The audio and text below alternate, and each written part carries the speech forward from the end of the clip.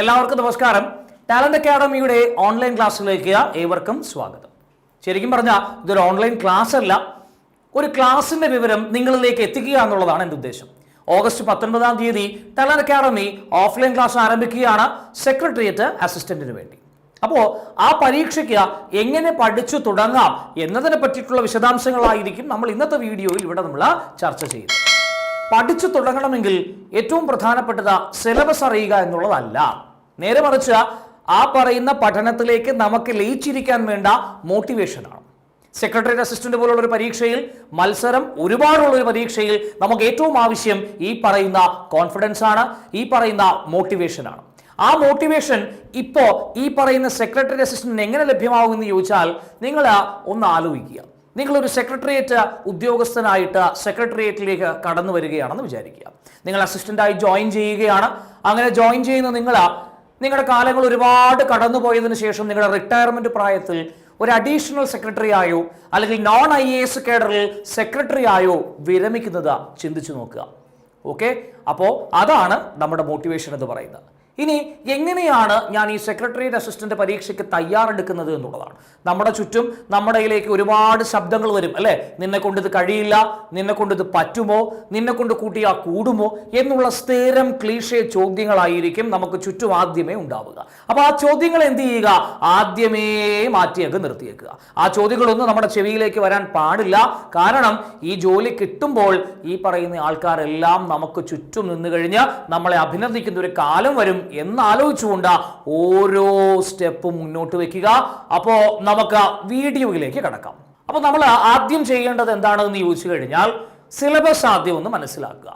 Syllabus മനസ്സിലാക്കുന്നതിന് മുമ്പ്, അതായത് സിലബസിലേക്ക് കടക്കുന്നതിന് മുമ്പ് നിങ്ങളുടെ ആദ്യത്തെ ജോലി എന്ന് പറയുന്നത് നമുക്ക് ലഭ്യമായിട്ടുള്ള ഏറ്റവും പ്രധാനപ്പെട്ട ഒരു സോഴ്സാണ് ഏത് എന്ന് പറയുന്നത് SCERT എന്ന് പറയുന്നത്. അപ്പൊ ആദ്യം നമുക്ക് SCERT എങ്ങനെയാണ് പഠിക്കേണ്ടത് എന്നുള്ളതിനെ പറ്റി ഒരു വിശകലനം നടത്തിയതിനു ശേഷം മറ്റു പ്രധാനപ്പെട്ട ആശയങ്ങളിലേക്ക് നമുക്ക് കടക്കാം. അപ്പോൾ SCERTയിൽ നമുക്കറിയാം ഹിസ്റ്ററി ഉണ്ട്, ജോഗ്രഫി ഉണ്ട്, ഇക്കണോമിക്സ് ഉണ്ട്, സിവിക്സ് ഉണ്ട്, ഇന്ത്യൻ കോൺസ്റ്റിറ്റ്യൂഷൻ ഉണ്ട്, ഇതെല്ലാം നമുക്കുണ്ട് അല്ലേ. അപ്പോൾ ഒരു SCERT പാഠപുസ്തകം, ഇപ്പോൾ 5ാം ക്ലാസ്സിലെ SCERT പാഠപുസ്തകമാണ് ഞാൻ എടുക്കുന്നതെന്ന് വിചാരിക്കുക. നിങ്ങളൊരു പുസ്തകം എടുക്കുക, പുസ്തകത്തിനകത്ത് ഹെഡിങ് എഴുതുക, 5ാം ക്ലാസ് ബേസിക് സയൻസ് എന്നുള്ളതാണ് ചാപ്റ്റർ, അല്ലെങ്കിൽ ബേസിക് സയൻസിന്റെ 5ാം ക്ലാസ് ആണ്. അതിന്റെ ചാപ്റ്ററിന്റെ പേരെഴുതുക. പേരെഴുതി ടെക്സ്റ്റ് വായിക്കുന്നതിന്റെ കൂട്ടത്തിൽ നിങ്ങൾക്ക് ലഭ്യമാകുന്ന എല്ലാ സ്റ്റേറ്റ്മെന്റുകളും എന്ത് ചെയ്യുക, ഇതുപോലെ ഡോട്ടിട്ട് എന്ത് ചെയ്യുക, എഴുതി പോവുക. അപ്പൊ എന്താ ചെയ്യേണ്ടതാണ്, ആദ്യം നമുക്ക് ഒരു SCERT ടെക്സ്റ്റ് ഇങ്ങോട്ട് എടുക്കുക. 5ാം ക്ലാസ് ആണെന്ന് വിചാരിക്കുക. അതിലെ ആദ്യത്തെ പാഠത്തിന്റെ ഹെഡിങ് എഴുതിയിട്ട് ആ പാഠത്തിൽ നിന്ന് PSC ചോദിക്കാൻ സാധ്യതയുള്ള എല്ലാ സ്റ്റേറ്റ്മെന്റുകളെയും എന്ത് ചെയ്യുക, ക്രോഡീകരിച്ച് അങ്ങ് എഴുതുക. ഓക്കെയാണ്. അങ്ങനെ 6ാം ക്ലാസ് എടുക്കുക. 6ാം ക്ലാസ്സിൽ നിന്നുള്ള സ്റ്റേറ്റ്മെന്റുകൾ പരിശോധിക്കുക. 7ാം ക്ലാസ് എടുക്കുക. 8ാം ക്ലാസ്, 9ാം ക്ലാസ്, 10ാം ക്ലാസ്, +1, +2 വരെയുള്ള ടെക്സ്റ്റുകൾ പരിശോധിച്ച് അത്തരത്തിലുള്ള സ്റ്റേറ്റ്മെന്റുകളാക്കി മാറ്റുക എന്നുള്ളതാണ് നിങ്ങൾ ആദ്യം ചെയ്യേണ്ടത്. അപ്പൊ ഏത് ക്ലാസ് മുതൽ ഏത് ക്ലാസ് വരെ പോകണം, 5 മുതൽ 12 ക്ലാസ് വരെ പോകണം. ഈ +1, +2ൽ പോയി മാത്സോ മറ്റു കാര്യങ്ങളോ ഒന്നും ചെയ്യേണ്ട ആവശ്യമില്ല. പൊളിറ്റിക്സ്, സോഷ്യോളജി, അതുപോലെ തന്നെ ഇക്കണോമിക്സിന്റെയും മാത്തമാറ്റിക്കൽ ഏരിയയിലേക്ക് നിങ്ങൾ പോകേണ്ട ആവശ്യമില്ല. ദേശീയ വരുമാനം പോലുള്ള ചാപ്റ്ററുകളുണ്ട്. RBI, മണി ആൻഡ് ബാങ്കിങ് എന്ന് പറയുന്ന ചാപ്റ്റർ ഉണ്ട്. ചില മൈക്രോ ഇക്കണോമിക് ആശയങ്ങൾ, ഡിമാൻഡ് സപ്ലൈ പോലുള്ള ആശയങ്ങളുണ്ട്. അത്തരം കാര്യങ്ങളൊക്കെ ചർച്ച ചെയ്യുക. പൊളിറ്റിക്കൽ സയൻസിന്റെ ചാപ്റ്റർ ഒന്ന് പരിശോധിക്കുക. അപ്പൊ അത്തരം കാര്യങ്ങൾ, സോഷ്യൽ സയൻസ് സബ്ജക്റ്റുകൾ +1, +2 രീതിയിൽ പഠിച്ചു എന്ന് പറഞ്ഞുകൊണ്ട് കുഴപ്പമൊന്നുമില്ല. മാത്സ്, സയൻസ് പോലുള്ള സബ്ജക്റ്റുകൾ +1, +2 തലത്തിലേക്ക് എന്ത് ചെയ്യേണ്ട ആവശ്യമില്ല, പോകേണ്ട ആവശ്യമില്ല.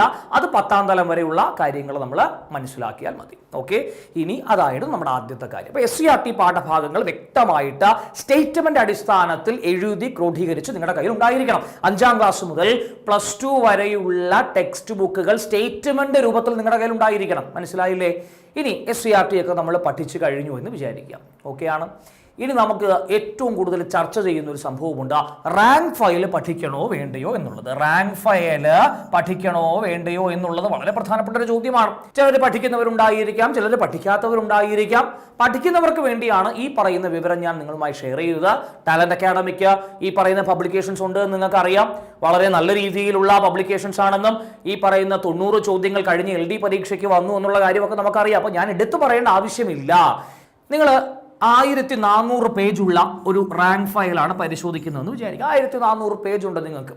ആ 1400 പേജിന് പരീക്ഷയ്ക്ക് 4 മാസമുണ്ട്. അപ്പോൾ നിങ്ങൾ എന്ത് ചെയ്യും? അത് 3 മാസമായിട്ട് ഡിവൈഡ് ചെയ്യും. കാരണം നിങ്ങൾക്ക് ഒരു മാസം എന്ത് ചെയ്യാൻ വേണം? ഈ പറയും പോലെ റിവൈസ് ചെയ്യാൻ വേണം. അപ്പോൾ 3 മാസം വിട്ട് ഞാൻ എന്ത് ചെയ്യുകയാണ്? ഡിവൈഡ് ചെയ്യുകയാണെന്ന് വിചാരിക്കുക. അപ്പോൾ ഒരു മാസം ഏകദേശം 400 പേജോളം എനിക്ക് പഠിക്കാനാണ് ഒരു മാസം, അല്ലേ? ആ ഒരു മാസം 400 പേജിനെ വീണ്ടും നമ്മൾ 30 ഡിവൈഡ് ചെയ്യും ആണല്ലോ. അങ്ങനെ ഒരു ദിവസം പഠിക്കാനുള്ള പേജുകൾ എൻ്റെ കയ്യിലേക്ക് കിട്ടും. പക്ഷേ ഇപ്പോൾ ഒരു ദിവസം പഠിക്കാനുള്ള പേജുകൾ 15 ആണെന്ന് വിചാരിക്കുക. അങ്ങനെ 15 പേജുള്ള ഒരു പുസ്തകം അല്ലെങ്കിൽ 15 പേജ് ഞാൻ ആദ്യം പഠിക്കുകയാണ്. കുറേ സ്റ്റേറ്റ്മെൻറ്റുകളാണ്, കുറേ ചോദ്യങ്ങളായിരിക്കും, കുറേ ഉത്തരങ്ങളൊക്കെ നമുക്ക് പഠിച്ചു വെക്കേണ്ടതായിട്ടുണ്ട്. നിങ്ങൾ എന്താ ചെയ്യേണ്ടത്? ഒരു പേപ്പർ എടുക്കുക. പേജ് നമ്പർ 1 to ഇത്ര വരെയുള്ള കാര്യങ്ങളാണ്.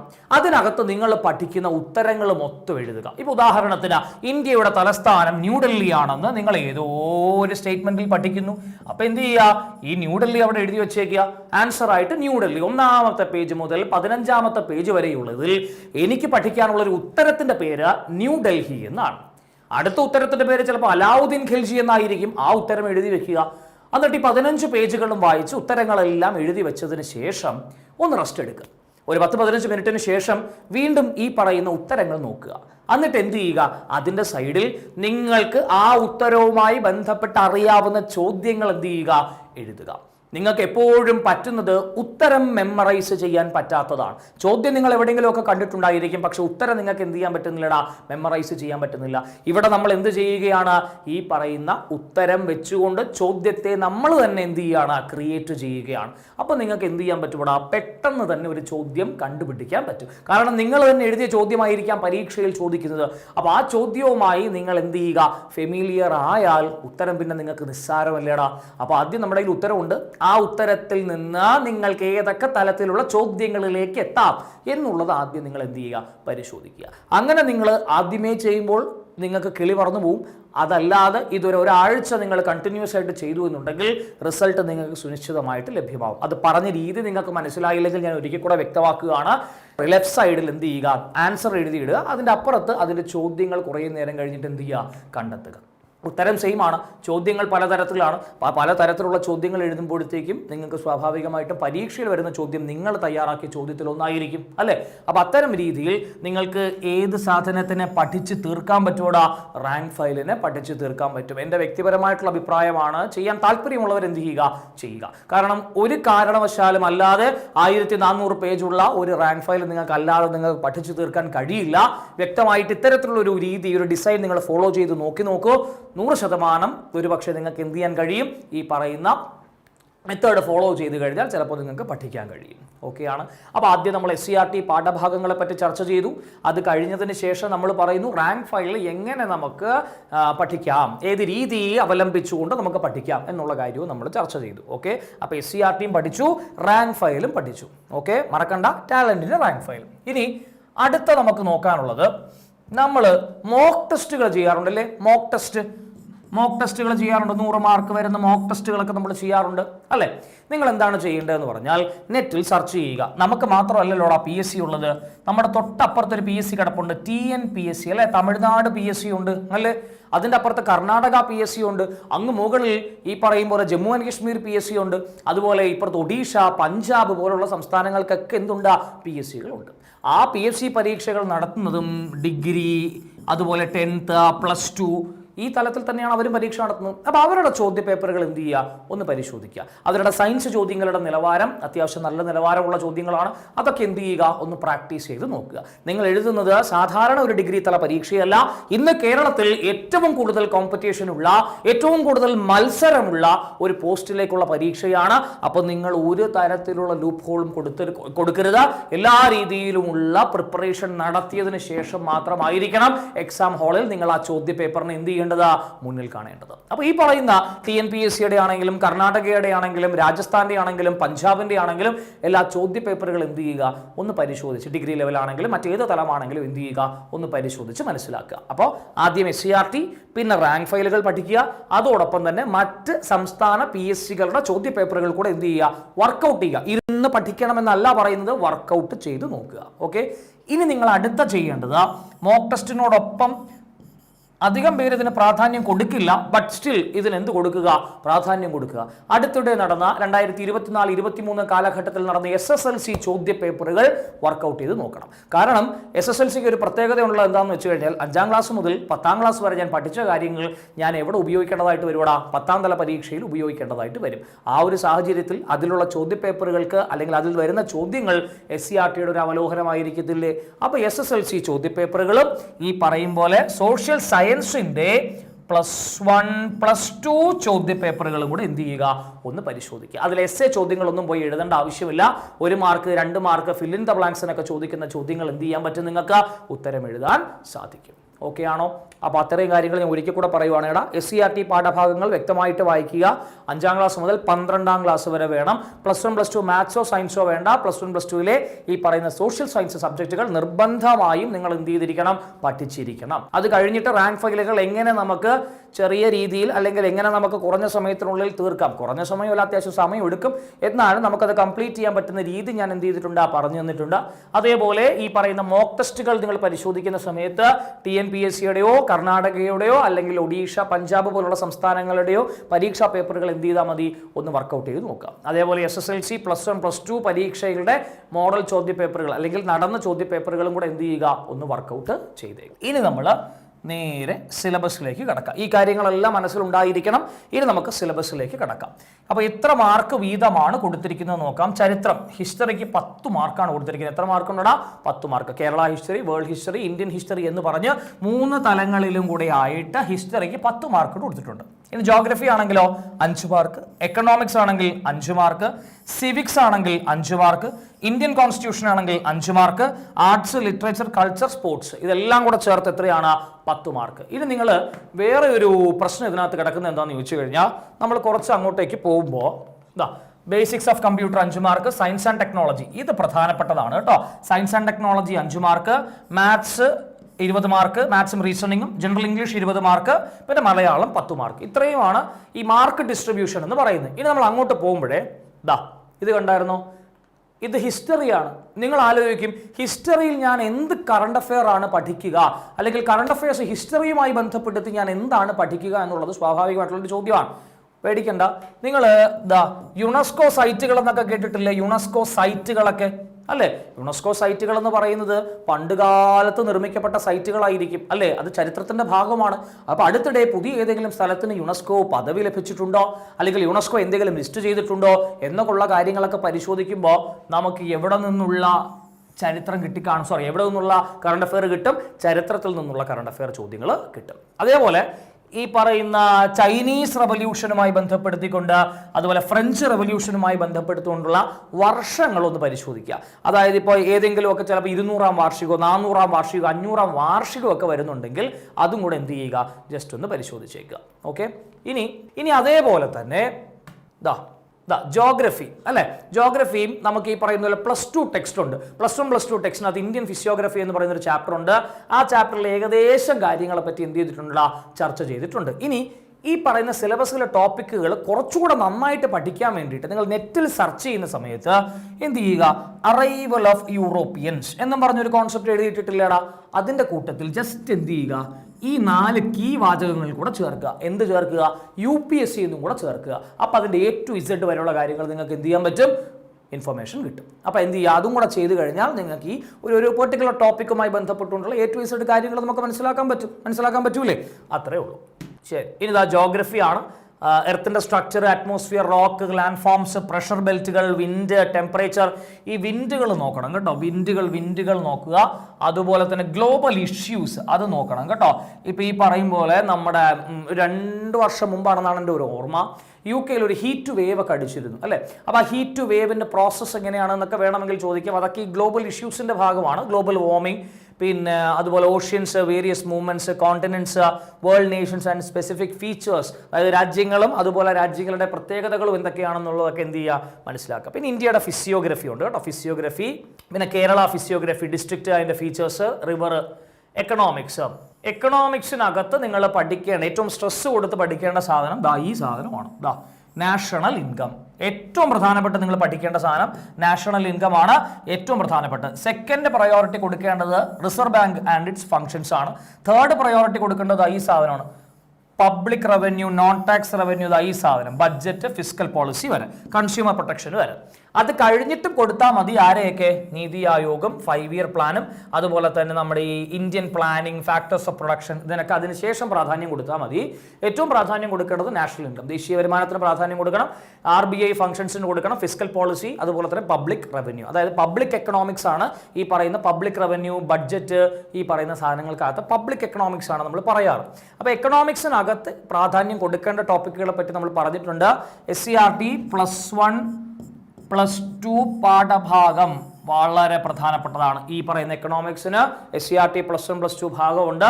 പ്ലസ് നമ്മുടെ റാങ്ക് ഫയലിനകത്ത് ഈ പറയുന്ന കാൽക്കുലേഷൻസ് ഒക്കെ റാങ്ക് ഫയലിനകത്തും എന്ത് ചെയ്ത് കൊടുത്തിട്ടുണ്ട്, വ്യക്തമായിട്ട് കൊടുത്തിട്ടുണ്ട്. ഓക്കെ, ശരി. അതേപോലെ കറണ്ട് അഫയേഴ്സ്. ഇപ്പോൾ ഒരു ചോദ്യം ചോദിക്കുകയാണ്, നിലവിൽ RBI റിപ്പോ റേറ്റ് എത്ര നിരക്കിലാണ് ഫിക്സ് ചെയ്ത് വെച്ചിരിക്കുന്നതെന്ന് ചോദിച്ചാൽ അത് കറണ്ട് അഫെയർ ആണ്, മനസ്സിലായില്ല. അപ്പോൾ അത്തരം ചോദ്യങ്ങൾ എവിടെ നിന്ന് പ്രതീക്ഷിക്കാം, എക്കണോമിക്സിൽ നിന്ന് പ്രതീക്ഷിക്കാം. ഇനി RBI അടുത്തിടെ എന്തെങ്കിലും കോയിനുകൾ പുറത്തിറക്കിയിട്ടുണ്ടോ, അല്ലെങ്കിൽ ഏതെങ്കിലും RBI ഗവർണറുമായി ബന്ധപ്പെട്ടുകൊണ്ട് സ്റ്റാമ്പുകൾ വല്ലതും പുറത്തിറക്കിയിട്ടുണ്ടോ എന്നൊക്കെ ചോദിച്ചു കഴിഞ്ഞാൽ അതെല്ലാം എന്തിൻ്റെ ഭാഗമാണ്, എക്കണോമിക്സിൽ നിന്നും വരുന്ന കറണ്ട് അഫെയറിൻ്റെ ഭാഗമാണ്. ഓക്കെ, ഇനി നോട്ട് ചെയ്തോളണം, നമ്മുടെ 10th 12th ലെവലിൽ ഈ പറയുന്നത് 19-ാം തീയതി ഒരു ബാച്ച് സ്റ്റാർട്ട് ചെയ്യുന്നുണ്ട്. 1 ടൈം പേയ്മെന്റിൽ ലൈഫ് ലോങ് വാലിഡിറ്റിയോട് കൂടി നിങ്ങൾക്ക് മുമ്പിലേക്ക് ഒരു ബാച്ച് ടാലന്റ് അക്കാഡമി അവതരിപ്പിക്കുന്നുണ്ട്. അപ്പോൾ താല്പര്യമുള്ളവർ തൊട്ട് താഴെ കാണുന്ന ഗൂഗിൾ ഫോമിൽ എന്ത് ചെയ്യുക, ഫില്ല് ചെയ്യുക. ഓക്കെ, ഇത് നമ്മൾ സിവിക്സിലേക്കാണ് പോകുന്നത് കേട്ടോ. Public administration, bureaucracy, features and functions, Indian civil service, ആക്ടുകൾ വളരെ പ്രധാനമാണ് കേട്ടോ, ആക്ടുകൾ. പിന്നെ നമ്മുടെ ഹ്യൂമൻ റൈറ്റ്സ് പോലുള്ള ചാപ്റ്റർ ആണ്. National rural employment policies, land reforms, protection of women and children, old age people, POCSO act ഒക്കെ നമ്മൾ പഠിക്കില്ല, അതെല്ലാം സിവിക്സിനകത്ത് ചേർത്ത് നിങ്ങൾ എന്ത് ചെയ്താൽ മതി, പഠിച്ചാൽ മതി. പിന്നെ ഇന്ത്യൻ കോൺസ്റ്റിറ്റ്യൂഷൻ, അതിന് ഞാൻ നിങ്ങൾക്ക് പ്രത്യേകിച്ച് ബുക്കൊന്നും റെഫർ ചെയ്ത് തരേണ്ട ആവശ്യമില്ല, റാങ്ക് ഫയൽ കയ്യിൽ വെച്ചേക്കുക, പ്ലസ് പേപ്പർ വായിക്കുക. ഇന്ത്യൻ കോൺസ്റ്റിറ്റ്യൂഷനിൽ ഏറ്റവും കൂടുതൽ നിങ്ങൾക്ക് ആവശ്യം പേപ്പർ വായിക്കുക എന്നുള്ളതാണ്. നിങ്ങൾ ഇടയ്ക്കിടയ്ക്ക് ചില കേസുകളൊക്കെ കാണും. ഉദാഹരണത്തിന് ഇലക്ട്രൽ ബോണ്ടുമായി ബന്ധപ്പെട്ടുകൊണ്ടുള്ളൊരു കേസ് എടുത്തിട്ടുണ്ടായിരുന്നു അല്ലേ, association of democratic reforms versus union of India എന്ന് പറയുന്ന ഒരു കേസ് ഉണ്ടായിരുന്നു. അതൊക്കെ ഇതുമായി ബന്ധമുള്ള എന്ത് കേസാണ്, കറണ്ട് അഫെയർ ആണ്. ഏതാ, ഇന്ത്യൻ കോൺസ്റ്റിറ്റ്യൂഷൻ. ഇപ്പോൾ ഭാരതീയ ന്യായ സംഹിതയുമായി ബന്ധപ്പെട്ടുകൊണ്ടുള്ള ചോദ്യങ്ങൾ പരിശോധിക്കുകയാണെങ്കിൽ അതെല്ലാം ഏതുമായി ബന്ധമുള്ളതായിരിക്കും, കറണ്ട് അഫെയറുമായിട്ട് ബന്ധമുള്ള ചാപ്റ്റേഴ്സ് ആയിരിക്കും, അല്ലെങ്കിൽ പറയുന്ന പോയിന്റുകളായിരിക്കും. ഇനി arts, sports, literature, current affairs എല്ലാം കൂടെ ചേർത്ത് 10 മാർക്കിന് വേറെയും വരുന്നുണ്ട്. കേരളത്തിലെ പ്രധാന ദൃശ്യ ശ്രാവ്യ കലകൾ, ഇവയുടെ ഉത്ഭവം, വ്യാപനം, അതുപോലെ പരിശീലനം എന്നിവ കൊണ്ട് പ്രശസ്തമായ സ്ഥലങ്ങൾ, സ്ഥാപനങ്ങൾ, വ്യക്തികൾ, കലാകാരന്മാർ, എഴുത്തുകാർ, ഇതെല്ലാം 1 മാർക്കിന് ചോദിക്കാം. സ്റ്റേറ്റ്മെന്റ് വരൂല ഇതിനൊന്നും, ചിലപ്പോൾ 1 മാർക്കിന് ചോദിക്കാം. സ്റ്റേറ്റ്മെന്റ് വരാൻ സാധ്യതയുള്ളത് ഇതിലാണ്. ഇതിൽ സ്റ്റേറ്റ്മെന്റ് ചോദ്യങ്ങൾ വരാം. ഓക്കെ, ശരി. ഇനി കായികം, ഇതൊക്കെ നമ്മുടെ ഗൈഡിനകത്തുള്ള കാര്യങ്ങളാണ്. അത് നമുക്ക് പരിശോധിച്ച് കഴിഞ്ഞാൽ മനസ്സിലാവും. ഒളിമ്പിക്സ്, ഇപ്പം ഇത് വേണം. ഇപ്പോൾ ഒളിമ്പിക്സ് നടക്കുന്നത് കൊണ്ട് ഇനി വരാൻ പോകുന്ന പരീക്ഷകളിൽ ഷോർട്ടായിട്ട് ചോദിക്കാൻ സാധ്യതയുള്ളതാണ്. ഒളിമ്പിക്സ് റിലേറ്റഡ് ആയിട്ടുള്ള സകല കാര്യങ്ങളും പഠിച്ചിട്ട് ഷുവറായിട്ട് നിങ്ങൾക്ക് 1-2 മാർക്ക് അതിൽ നിന്ന് നിങ്ങൾക്ക് കിട്ടും. ഏഷ്യൻ ഗെയിംസ് ഇപ്പോൾ നടന്നതാണ്, അതെല്ലാം അതുമായി ബന്ധപ്പെട്ട് പഠിക്കുക. പിന്നെ സാഹിത്യം, പ്രധാന സാഹിത്യ പ്രസ്ഥാനങ്ങൾ ഏതാണ്, കൃതികൾ ഏതാണ്, പത്രപ്രവർത്തനത്തിന്റെ ആരംഭം, അത്തരം കാര്യങ്ങളിലേക്കും കൂടെ ശ്രദ്ധ കൊടുക്കുക. സംസ്കാരം, കേരളത്തിലെ പ്രധാന ആഘോഷങ്ങൾ, അതൊക്കെ സ്റ്റേറ്റ്മെന്റ് ചോദിക്കാൻ സാധ്യതയുള്ളതാണ്. അപ്പോൾ അതും ഒന്ന് നോട്ട് ചെയ്യുക. പിന്നെ കമ്പ്യൂട്ടർ നമ്മുടെ ഈ ഗൈഡിനോടൊപ്പം, നമ്മുടെ റാങ്ക് ഫയലിനോടൊപ്പം തന്നെ നിങ്ങൾ പഠിക്കേണ്ടത് ഈ +1 എനിക്കൊന്ന് ഹ്യൂമാനിറ്റീസിൻ്റെ ആണെന്ന് തോന്നുന്നു, ഹ്യൂമാനിറ്റീസ് ആണെന്നാണ് എൻ്റെ ഓർമ്മ. കമ്പ്യൂട്ടർ ആപ്ലിക്കേഷൻ്റെ ഒരു ടെക്സ്റ്റ് ഉണ്ട്, +1 കമ്പ്യൂട്ടർ ആപ്ലിക്കേഷൻ്റെ ഒരു ടെക്സ്റ്റ് ഉണ്ട്. ആ ടെക്സ്റ്റ് നിങ്ങൾ പരിശോധിക്കുകയാണെങ്കിൽ കുറച്ചുകൂടെ നല്ല രീതിയിൽ ഇൻ ദ സെൻസ് കുറച്ചുകൂടെ ഡീപ്പായിട്ടുള്ള കാര്യങ്ങൾ ചിലപ്പോൾ നിങ്ങൾക്ക് അറിയാൻ സാധിച്ചേക്കും. ആ ടെക്സ്റ്റിലുള്ള സാധനങ്ങളൊക്കെ തന്നെ നമ്മൾ റാങ്ക് ഫയലിൽ ഉൾപ്പെടുത്തിയിട്ടുണ്ട്. അതും കൂടെ ഒന്ന് വായിച്ചാൽ അതിലെ ചോദ്യങ്ങളൊക്കെ വർക്കൗട്ട് ചെയ്താൽ കുറച്ചുകൂടെ നിങ്ങൾക്ക് ഉപകാരപ്രദമാവും. സയൻസ് ആൻഡ് ടെക്നോളജിയും ഇതുപോലെ നിങ്ങൾ എന്ത് വായിക്കണം, ന്യൂസ് പേപ്പർ വായിക്കണം. വ്യക്തമായിട്ട് ന്യൂസ് പേപ്പർ വായിക്കുക. ഞാനൊക്കെ ചെയ്യുന്നത് എങ്ങനെയാണെന്ന് ചോദിച്ചു കഴിഞ്ഞാൽ, ഞാനൊരു കറണ്ട് അഫെയർ അധ്യാപകരും കൂടെ ആയതുകൊണ്ട് നമ്മൾ എന്ത് ചെയ്യും, പേപ്പർ വായിക്കും. ഡേറ്റ് എഴുതും. എന്നിട്ട് ഞാൻ ഒരു രജിസ്റ്റർ എടുത്ത് വെച്ചിട്ടുണ്ട്. ആ രജിസ്റ്ററിലേക്ക് പ്രധാനപ്പെട്ട ന്യൂസ് പേപ്പർ കട്ടിങ്ങുകൾ ഞാൻ എന്ത് ചെയ്ത് വെക്കൂടാ, കട്ട് ചെയ്ത് വെക്കും, കട്ട് ചെയ്ത് ഒട്ടിച്ച് വെക്കും. എന്നിട്ട് എല്ലാ ആഴ്ചയിലും ഞാൻ അത് എന്ത് ചെയ്യും, വായിക്കും. വായിച്ചതിന് ശേഷം അതിൽ നിന്നും എനിക്ക് എന്തെങ്കിലും എക്സ്ട്രാ പോയിന്റുകൾ, സ്റ്റാറ്റിക് ആയിട്ടുള്ള പോയിന്റുകൾ എന്തെങ്കിലും കിട്ടുന്നുണ്ടെങ്കിൽ ഞാൻ സൈഡിൽ നോട്ട് ചെയ്ത് വെച്ചേക്കും. നമ്മളൊക്കെ അങ്ങനെയാണ് കറണ്ട് അഫെയർ പഠിക്കുന്നത്. ഡെയിലി കറണ്ട് അഫെയർസ് നോക്കുന്നവർക്ക് നോക്കാം, നമ്മുടെ DCA ക്ലാസ്സുകൾ നിങ്ങൾക്ക് അവൈലബിൾ ആണ്, ഡെയിലി കറണ്ട് അഫെയർ ക്ലാസ്സുകൾ. അതിനോടൊപ്പം കുറച്ചുകൂടെ നന്നായിട്ട് പത്രമൊക്കെ വായിക്കുക എന്നുള്ളത് എല്ലാവരും ചെയ്യേണ്ട കാര്യമാണ്. കറണ്ട് അഫെയർ എന്ന് പറയുന്ന സബ്ജക്റ്റ് നമ്മൾ ഒരാൾ ഇപ്പോൾ DCA മാത്രം കണ്ടുകൊണ്ട് നമുക്ക് പറ്റില്ല. DCA കാണേണ്ടി വരും, പത്രം വായിക്കേണ്ടതായിട്ട് വരും, ഈ പറയും പോലെ വേറെ മോക്ക് ടെസ്റ്റുകൾ ചെയ്യേണ്ടതായിട്ട് വരും. അപ്പോൾ കറണ്ട് അഫെയർസ് മാത്രം നിങ്ങൾ എന്ത് ചെയ്യേണ്ടതായിട്ട് വരും, സ്വന്തമായിട്ടും കൂടെ നിങ്ങളൊരു എഫേർട്ട് എടുക്കേണ്ടതായിട്ട് വരും. എല്ലാത്തിനും സ്വന്തമായിട്ടൊരു എഫേർട്ട് ഉണ്ടായിരിക്കണം. ഇതിന് എക്സ്ട്രാ ഒരു എഫേർട്ടും കൂടെ എന്ത് ചെയ്യുക, ഇട്ട് കൊടുത്തേക്കുക. ഓക്കെ, അപ്പോൾ പേപ്പർ വായന മറക്കരുത്. പേപ്പറിൽ കിട്ടുന്ന കട്ടിങ്സ് ഒട്ടിച്ച് വെച്ച് അതനുസരിച്ച് പഠിച്ചാൽ 100% നിങ്ങൾക്ക് എന്ത് ലഭ്യമാകൂടാ, ഒരു വിജയം ലഭ്യമാവും. ഓക്കെ, ഇത് നോക്കിക്കോളേ, ഈ issues and concerns related to environment. നിങ്ങൾ, എനിക്ക് അറിയില്ല ഹിന്ദു പേപ്പറൊക്കെ വായിക്കുന്ന കുട്ടികളാണോ എന്ന് എനിക്ക് അറിയില്ല. ഹിന്ദുവിൽ സെപ്പറേറ്റ് ഒരു പേജ് കൊടുത്തിട്ടുണ്ട്. ഏതിനു വേണ്ടിയിട്ട്, സയൻസ് ആൻഡ് ടെക്നോളജിക്കും ഇത്തരത്തിലുള്ള എൻവയോൺമെന്റ് റിലേറ്റഡ് ആയിട്ടുള്ള കാര്യങ്ങൾക്കും സെപ്പറേറ്റ് ഒരു പേജ് കൊടുത്തിട്ടുണ്ട്. അതൊക്കെ വായിക്കുമോ എന്നുള്ള കാര്യം എനിക്കറിയില്ല. നിങ്ങൾ അതൊന്ന് വായിക്കാൻ ശ്രമിച്ചാൽ നല്ലതായിരിക്കും. ജസ്റ്റ് അതുകൂടെ എന്ത് ചെയ്യുക, ഒന്ന് വായിക്കുക കേട്ടോ. സയൻസ് ആൻഡ് ടെക്നോളജിക്ക് സെപ്പറേറ്റ് ആയിട്ടൊരു പേജ് അവർ ഡെഡിക്കേറ്റ് ചെയ്ത് കൊടുത്തിട്ടുണ്ട് കേട്ടോ. ശരി, പിന്നെ ഇതിനകത്ത് ISROയുടെ കാര്യങ്ങളും കൂടെ എന്ത് ചെയ്യുക, ഒന്ന് നോട്ട് ചെയ്തേക്കുക. ഓക്കെ, അതോടൊപ്പം നമ്മുടെ HSA ബാച്ച് ആരംഭിക്കുന്നുണ്ട് 18-ാം തീയതി. ഡേറ്റ് മറക്കണ്ട, മറ്റത് രണ്ടും 19 ഈ പറയുന്നത് 18-ാം തീയതിയിലേക്കുള്ള ബാച്ച് സ്റ്റാർട്ട് ചെയ്യുന്നുണ്ട്. ഈ പറയുന്ന 3 വിഷയങ്ങൾക്കാണ്: social science, natural science, English. Okay, ഇനി മാത്സ് ആണ്. 5-ാം ക്ലാസ് മുതൽ 10-ാം ക്ലാസ് വരെയുള്ള മാത്സ് ചോദ്യങ്ങൾ, ടെക്സ്റ്റിനകത്തുള്ള മാത്സ് ചോദ്യങ്ങൾ, എസ്പെഷ്യലി സൈഡിൽ ഇങ്ങനെ ബോക്സ് വരച്ചിട്ടിരിക്കുന്ന കുറേ ചോദ്യങ്ങൾ കാണും. ആ ചോദ്യങ്ങളും കൂടെ എന്ത് ചെയ്യണം, പരിശോധിക്കുക. ഓക്കെ, പിന്നെ ജനറൽ ഇംഗ്ലീഷ് ആണ്. ജനറൽ ഇംഗ്ലീഷ് എന്ത് മതി, നമ്മുടെ കയ്യിലുള്ള കാര്യം പോലെ പ്രാക്ടീസ് ചെയ്താൽ മതി. ചോദ്യ പേപ്പറുകൾ കൂടുതൽ എന്ത് ചെയ്താൽ മതിയടാ, പ്രാക്ടീസ് ചെയ്താൽ മതിയാവും. വൊക്കാബുലറി, ഈ വൊക്കാബുലറി ഞാൻ നേരത്തെ പറഞ്ഞ പോലെ, നിങ്ങൾ നേരത്തെ ഞാൻ ഒരു ഇംഗ്ലീഷ് പേപ്പറിന്റെ കാര്യം പറഞ്ഞില്ലടാ, ഹിന്ദു ഒക്കെ പറഞ്ഞത് ഓർമ്മയുണ്ടോ? അപ്പോൾ ആ ഹിന്ദുവിൽ ഇപ്പോൾ അഥവാ നിങ്ങൾ ചോദ്യം കറണ്ട് അഫയേഴ്സ് ഒക്കെ പഠിക്കുകയാണെങ്കിൽ ഒരു വാർത്ത നിങ്ങൾ വായിക്കുന്നു, അതിനകത്ത് നിങ്ങൾക്ക് അറിഞ്ഞൂടാത്ത ഇംഗ്ലീഷ് വാചകങ്ങൾ ഉണ്ടാവും. അത് നോട്ട് ചെയ്ത് വെച്ചാൽ പോരെ, അപ്പോൾ തന്നെ നിങ്ങളുടെ വൊക്കാബുലറി എന്ത് ചെയ്യൂടാ, മെച്ചപ്പെടുമല്ലോ. അപ്പോൾ അങ്ങനെ നിങ്ങൾക്ക് വൊക്കാബുലറി എന്ത് ചെയ്യാം, മെച്ചപ്പെടുത്താം. പിന്നെയുള്ളത് മലയാളമാണ്. മലയാളവും ടെക്സ്റ്റ് ഒന്ന് വായിച്ചേക്കാം. ടെക്സ്റ്റിലുള്ള വാക്കുകൾ ചിലപ്പോൾ അവർ എന്ത് ചെയ്യാറുണ്ട്, എടുത്ത് ചോദിക്കാറുണ്ട്. നമ്മുടെ മലയാളം വർക്കൗട്ടിന് വേണ്ടിയിട്ട് ഒരു പുസ്തകമുണ്ട്. മലയാളം വർക്കൗട്ടിന് വേണ്ടി ഒരു പുസ്തകമുണ്ട്. ആ മലയാളം വർക്കൗട്ടിന് വേണ്ടിയിട്ടുള്ള ഒരു പുസ്തകം വായിച്ചാൽ പ്രീവിയസ് ഇയർ ക്വസ്റ്റ്യൻ്റെ അടിസ്ഥാനത്തിൽ ഓരോരോ മേഖല തിരിച്ചുകൊണ്ടുള്ള ചോദ്യ പേപ്പറുകൾ അല്ലെങ്കിൽ ചോദ്യങ്ങൾ നിങ്ങൾക്ക് വർക്കൗട്ട് ചെയ്യാൻ സാധിക്കും. ഇതേപോലെ അതായത് സിലബസ് തിരിച്ചിട്ടുള്ള ചോദ്യങ്ങൾ നിങ്ങൾക്ക് അതിനകത്ത് വർക്കൗട്ട് ചെയ്യാൻ പറ്റും. അതും ബേസിക് ആയിട്ടുള്ള, അതും അതിനകത്തുള്ള നമ്മുടെ റാങ്ക് ഫയലിനകത്തുള്ള വസ്തുതകളും കൂടെ പഠിച്ചാൽ തന്നെ ഒരുവിധം കാര്യങ്ങൾ നിങ്ങൾക്ക് ക്ലിയർ ആവും. ഓക്കെ, ഇനി ഏറ്റവും പ്രധാനപ്പെട്ട ഒരു അറിയിപ്പും കൂടെ ഞാൻ തരികയാണ്. LSGIയുടെ മെയിൻസ് പരീക്ഷയ്ക്ക് വേണ്ടി തയ്യാറെടുക്കുന്ന വിദ്യാർത്ഥികളാണെന്നുണ്ടെങ്കിൽ ഒട്ടും വൈകിക്കേണ്ട. നിങ്ങൾക്ക് ഈ പറയുന്ന ബാച്ച് 19 ഓഗസ്റ്റിന് സ്റ്റാർട്ട് ചെയ്യുന്നതാണ് കേട്ടോ. 19-ാം തീയതി ഓഗസ്റ്റിന് സ്റ്റാർട്ട് ചെയ്യുന്ന ബാച്ചാണ്. അപ്പോൾ ആ ബാച്ചിലേക്ക് അഡ്മിഷൻ വേണമെന്നുണ്ട് എങ്കിൽ ഈ പറയുന്ന നമ്പറിൽ എന്ത് ചെയ്യുക, കോൺടാക്ട് ചെയ്യുക.